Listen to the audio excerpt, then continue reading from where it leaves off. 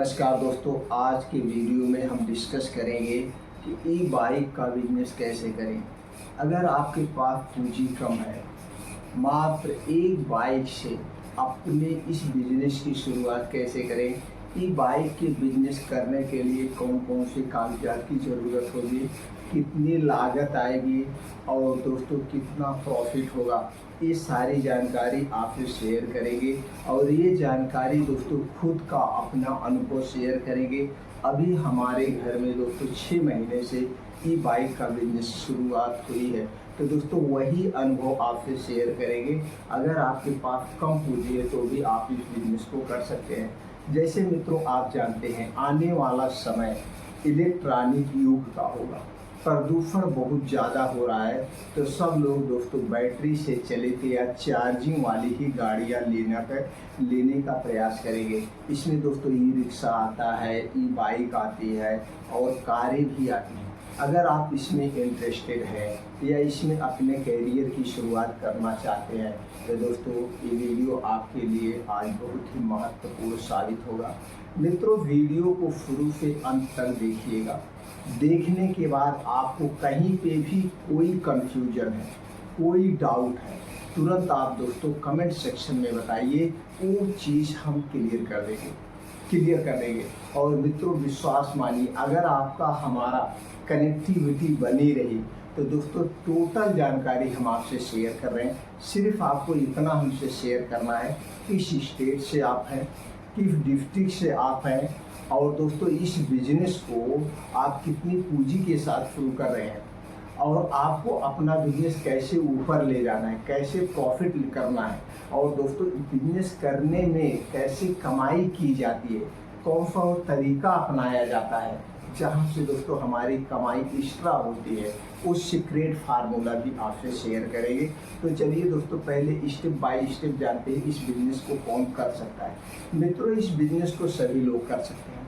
आप 16 साल के हैं, आप 60 साल के हैं, कोई फर्क नहीं पड़ता है। स्त्री पुरुष सभी लोग कर सकते हैं।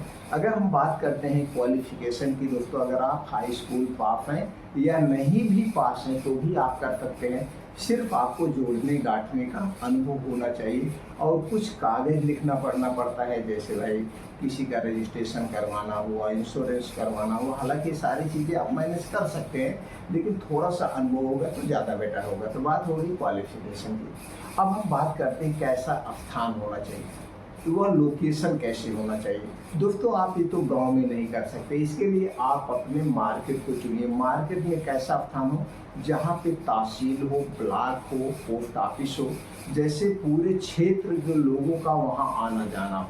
फिर तहसील दफ्तर पे, ब्लॉक दफ्तर पे सबसे बेटर होता है, या फिर कोई बड़ी मार्केट हो जहाँ पूरे एरिया को कवर करती हो, उस मार्केट में लोगों का आना जाना हो, या फिर डिस्ट्रिक्ट लेवल पे आप कर सकते हैं। तो ऐसे स्थान का आपको चुनाव करना है। अब चुनाव करने के बाद कोई ज़रूरी नहीं आपको मेन चौराहे पे ही कमरा मिल जाए, तो कमरा पूरे मार्केट में कहीं पे भी मिल सकता है, किसी एक रोड पे मिल सकता है। बाद में एडवर्टाइजमेंट करके और कस्टमर से आपका रिलेशनशिप बढ़िया रहा तो लोग कोने तक खोज के चले आते हैं।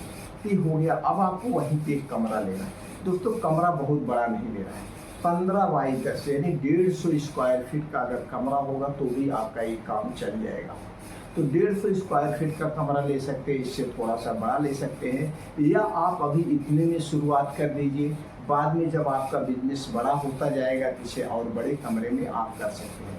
ये हो गया, आपका कमरा ले लिए। अब आपको क्या क्या और रिक्वायरमेंट होगी इसके लिए दोस्तों, ये आपको छोटा सा कारीगर ढूंढना होगा।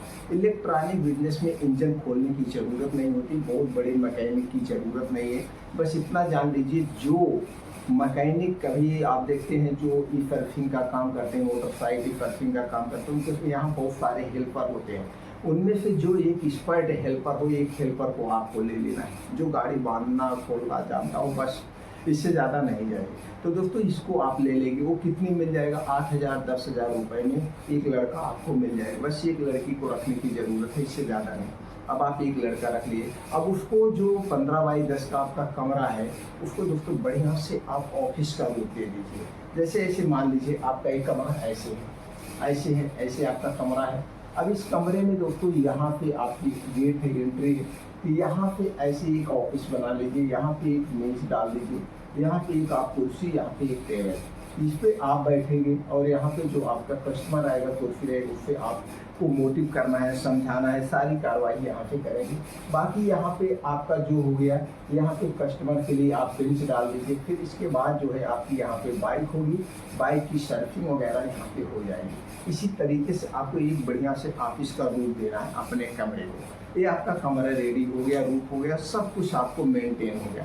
अब आपको क्या करना है, इसके लिए दोस्तों आपको जो बिजनेस करने जा रहे हैं इसमें कोई ज़्यादा कागज की कार्रवाई नहीं होती है, सिर्फ आपको जीएसटी नंबर लेना पड़ता है।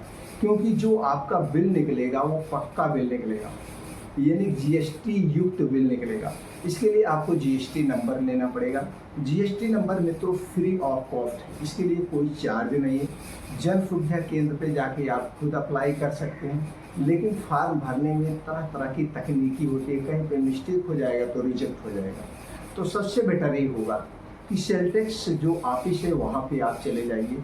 वहाँ पे बहुत सारे एडवोकेट होते हैं, बैठे रहते हैं, जो इनका काम है आपको जीएसटी दिलवाना, फाइल को रिटर्न करना, तमाम चीज़ें उनके पास अनुभव होता है, वो आपको सलाह देंगे। और आगे चल के आपको एडवोकेट की ज़रूरत भी पड़ेगी, जैसे जब फाइल को रिटर्न करेंगे, आप कितना टैक्स भरा, कैसे ये सारा काम वो आपका देख लेंगे।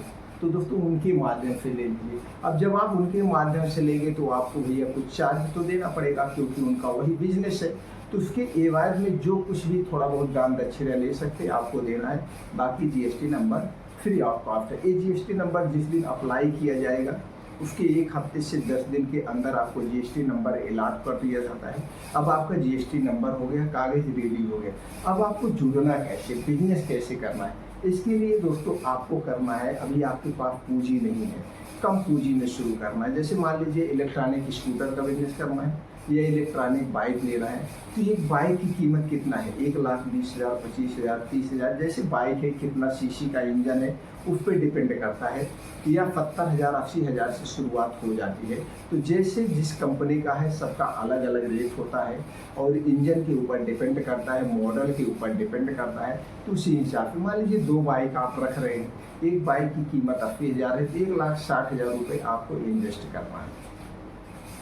कितना इन्वेस्ट करना है, 1,60,000। 1,60,000 आप इन्वेस्ट करेंगे। जुड़ना कैसे है दोस्तों, जिस कंपनी की आप बाइक का बिजनेस कर रहे हैं, इसके लिए आपको देखना पड़ेगा आपके क्षेत्र में किस कंपनी की बाइक लोग ज़्यादा खरीदते हैं, हमें उसी का करना है। ये नहीं नई कंपनी को पकड़ लेना है, हम खोल के बैठे रहे, हमारा बिके ही ना, हमें ऐसा नहीं करना है। हमको जिस कंपनी की बाइक आपके क्षेत्र में ज़्यादा चल रही है उसी से जुड़ना है। अब उसकी जो एजेंसी आपके डिस्ट्रिक्ट में रहती है, हर एक डिस्ट्रिक्ट में 1 से 2 एजेंसी होती है, उस एजेंसी पे जाना है। एजेंसी पे जाने के बाद उनसे मिलना है, भैया हमारे ऐसे ऐसे कमरा है, मेरा ऑफिस मेंटेन है। थोड़ा सा वहाँ पे आपको झूठ बोलना पड़ेगा, मैं पहले नई कंपनी, किसी कंपनी का आप बता देना, इनके बाइक की हमने सब डिस्ट्रीब्यूटरशिप लिया था। क्या कहेंगे आप, सब डिस्ट्रीब्यूटरशिप लिया था, यानी फ्रेंचाइजी से काम कर रहे थे, उनसे जुड़े हुए थे। अब हमारा उनका नया बैठ रहा है, उसकी गाड़ी कम निकलती है, ये आपकी जो गाड़ी है जिस कंपनी की है ये दोस्तों ज़्यादा निकलती है, मैं इसलिए आपसे जुड़ना चाहता हूँ। तो उसे आपको जुड़ना है। तो जुड़ेंगे क्या होगा, जैसे जो इलेक्ट्रॉनिक बिजनेस का जो बिजनेस होता है, बाइक है चाहे ई रिक्शा है दोस्तों, इसमें 20% से लेकर 30% के लगभग मार्जिन होती है।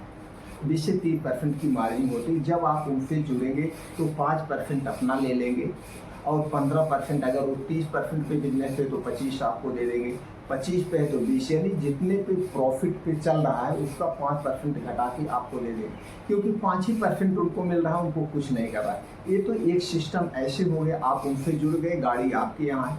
अब जो कंपनी से फैसिलिटी मिलती है वही फैसिलिटी आपको मिलेगी। कंपनी की तरफ से जो सेल्समैन होगा, जो एरिया मैनेजर होगा, वो आपके यहाँ भी विजिट करेगा, उस गाड़ी पे जो ऑफर होगा वो ऑफर आपको भी मिलेगा। तो इनके माध्यम से जुड़ के कम पूंजी में शुरू कर सकते। एक तो ये माध्यम हो गया, दूसरा ये माध्यम हो गया जुड़ने का।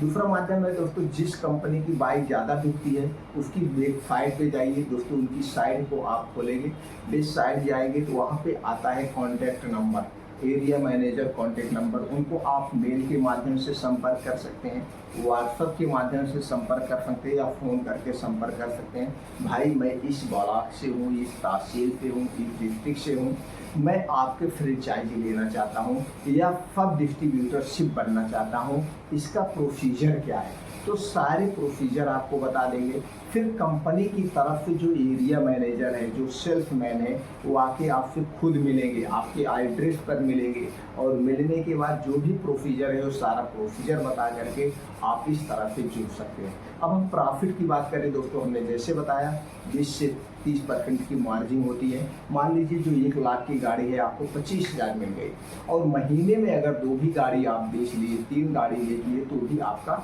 अच्छा खासा इनकम हो जाता है। ये तो हो गया गाड़ी की प्रॉफिट। अब एक्स्ट्रा जो कमाई होती है, जब गाड़ी सर्विसिंग कराने आती है तो उसमें एक्स्ट्रा कमाई होती है। दोस्तों गाड़ी की सर्विसिंग कराने आप जाते होंगे, अगर एजेंसी पे जा रहे हैं तो 400 साढ़े 400 रुपये सर्विसिंग का लगता है। 2 व्हीलर की मैं बात कर रहा हूँ।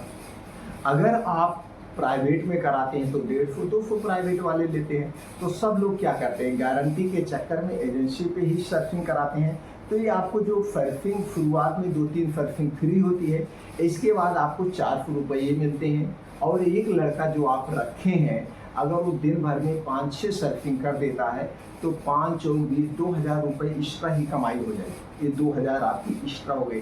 अब उसमें कुछ पार्ट लगते हैं, मान लीजिए कभी कोई पार्ट खराब हो गया तो उस पार्ट पे भी आपको, जो पार्ट होते हैं वो प्लास्टिक के होते हैं, कुछ पार्ट है जो है किसके होते हैं, लोहे का होता है, तो उस पर भी आपका 15-20% की मार्जिन होती है। ये जब सर्विसिंग का कार्यक्रम शुरू हो जाता है तब एक्स्ट्रा कमाई होती है, इसको एक्स्ट्रा इनकम कहते हैं। और उधर जो बाइक बिक रहा है उसका जो परसेंटेज अलग है, सर्विसिंग की कमाई अलग है। इस तरह से दोस्तों आप ई बाइक का बिजनेस कर सकते हैं और अपने क्षेत्र में एडवर्टाइजमेंट करने के लिए पंपलेट के माध्यम से कर सकते हैं। फेसबुक है, व्हाट्सएप है, यूट्यूब है, तमाम तरह तरह के संसाधन है, सोशल मीडिया है, इनके माध्यम से भी कर सकते हैं। बस इतना ध्यान देना है, जो रेट आपके यहाँ हो, जिस कंपनी की आप बाइक लिए हैं वही रेट उस एजेंसी पे भी होना चाहिए। रेट में कोई डिफरेंट नहीं होना चाहिए। जब रेट में डिफरेंट नहीं होगा तो लोग ये सोचेंगे भैया हम यहाँ के बजाय वहाँ क्यों जाएं, हम सब कुछ यही सुविधा हमको मिल रहा है, उसी रेट पे मिल रहा है और सर्विसिंग वगैरह सब कुछ यही मिल रहा है, उसी कंपनी का मिल रहा है। इस तरह से दोस्तों होता है। एक्स्ट्रा कमाई के चक्कर में मत रहना। तो दोस्तों इस तरह से ये बाइक का बिजनेस आप कर सकते हैं। अगर आप ये बाइक का बिजनेस करना चाहते हैं, आप इंटरेस्टेड हैं, तो दोस्तों आप सारी डिटेल आप हमें कमेंट सेक्शन के माध्यम में भेजिए और इसके बाद आप इससे संबंधित क्या और जानकारी लेना चाहते हो वो आप हमें बताइए। दोस्तों इससे रिलेटेड सारी जानकारी हम आपको प्रोवाइड कर देंगे और जहां तक हो सकेगा पूरा हेल्प करेंगे आपके बिजनेस को ग्रो करने में। अपने सारे अनुभव हम आपके साथ शेयर कर सकते हैं। अगर आप हमारी जानकारी से संतुष्ट हैं और हमसे जुड़ना चाहते हैं तो चैनल को सब्सक्राइब कर लीजिए, बेल आइकॉन का बटन ऑन कर दीजिए, जिससे हर एक वीडियो की नोटिफिकेशन आपको मिलती रहे। दोस्तों अगर आप हमारी जानकारी से संतुष्ट हैं तो हमारा उत्साह बढ़ाने के लिए कमेंट सेक्शन में ओके थैंक्स से कुछ भी लेकर आप हमें दोस्तों खुशियाँ ले सकते हैं। फिर मिलते हैं अगले वीडियो में।